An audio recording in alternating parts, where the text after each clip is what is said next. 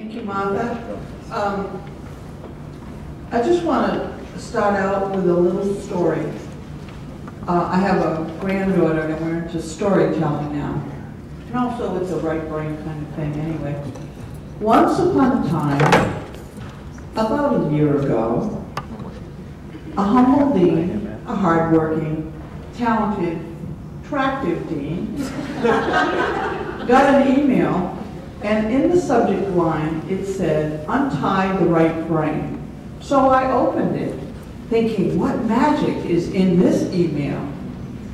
Well, I'll suspend the drama and say that was the beginning of what has become known as Untie the Right Brain grant. The grant, which is a teacher quality grant through the Florida Department of Education, was centered around a kind of revolutionary idea. Now, you should understand that I'm a psychologist by training. So I've spent my whole career in one fashion or another studying and learning about and being intrigued by how people learn and human behavior.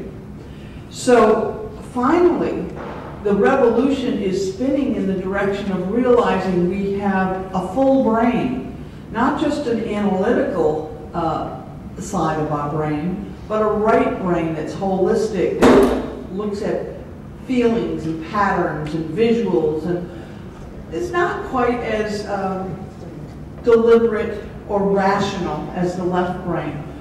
So the focus of this grant was to embed the research and the ideas that are really now percolating quite a bit into the way we think about teaching and learning, and specifically into the K-12 environment. How can we help our teachers engage our students more in the process of learning? And I can tell you, it's harder today than it was 20 years ago, because our students, your students, my students, are engaged and distracted by lots of things, many of which, interestingly enough, appeal to the right side of the brain.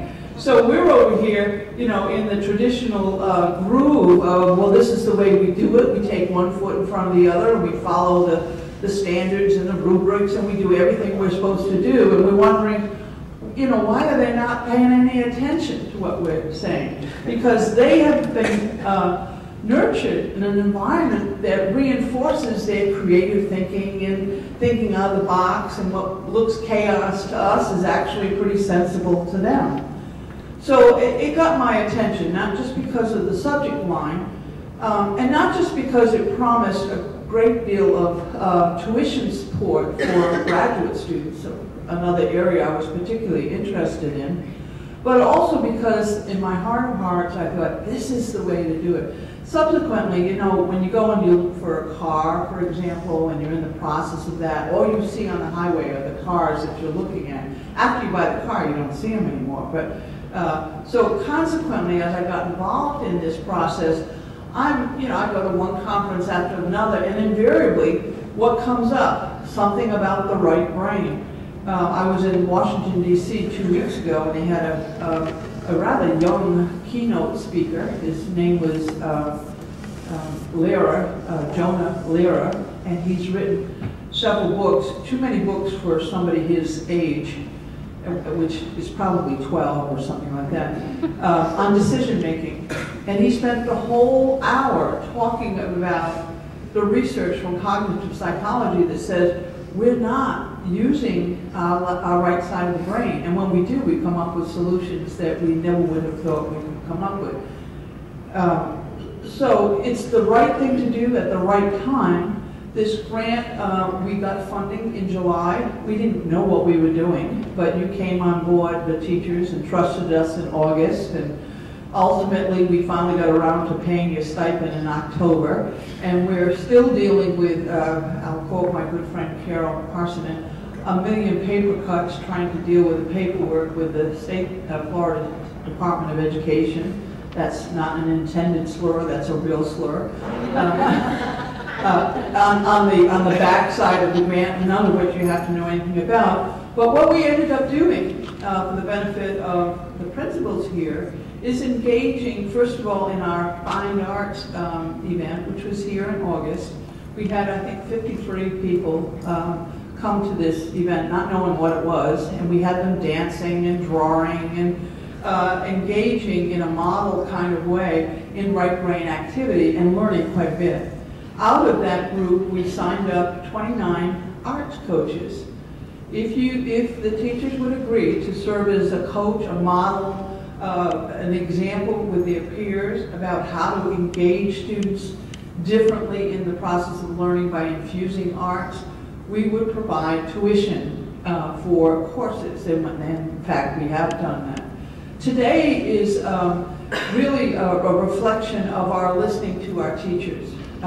We've asked our teachers, you know, what can we do to help you be better coaches? And the first thing they said is, I want my principal to know what I'm doing. I want to be able to feel that when I'm doing these strange things in my classroom, that I don't have to worry that the principal is going to come by and go, whoa, what are you doing? That these students are noisy. You know, learning is noisy, by the way. At any rate, we heard you say we want our principals to be aware of what we're doing and to support that effort. So that's what today is about. We call this the Art Boost because we want to reinforce our art coaches.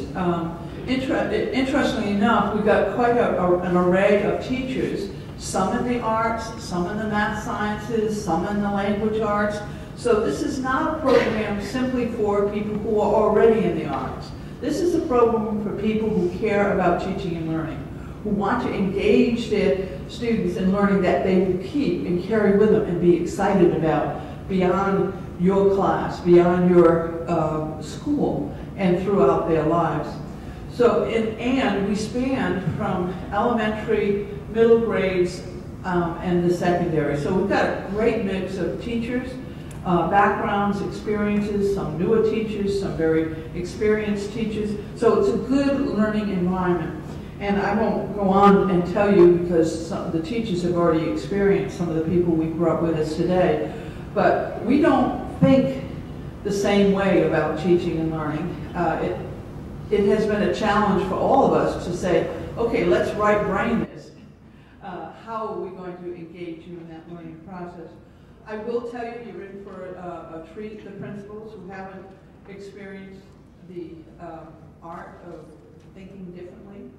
I will also give one little commercial or plug because we have one more major event planned, and I say we. This grant is a collaborative grant. University of Tampa is the main agent.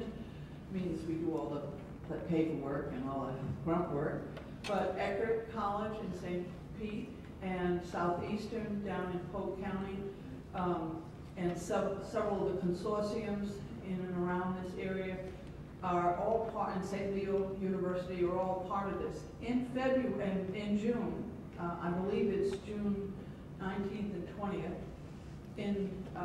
at Eckerd College, we started our program here. We called it Fine Arts. This is Art Boost. Well, in June we're going to have Found Arts, and it will be an extravaganza of workshops and speakers and vendors and all sorts of wonderful things to enhance what you do in the classroom with an arts-infused perspective. So you'll hear more about that, but I did want to tell particularly the principals, and we'll be sending out another invitation, but it'll be a much wider calling, that's coming.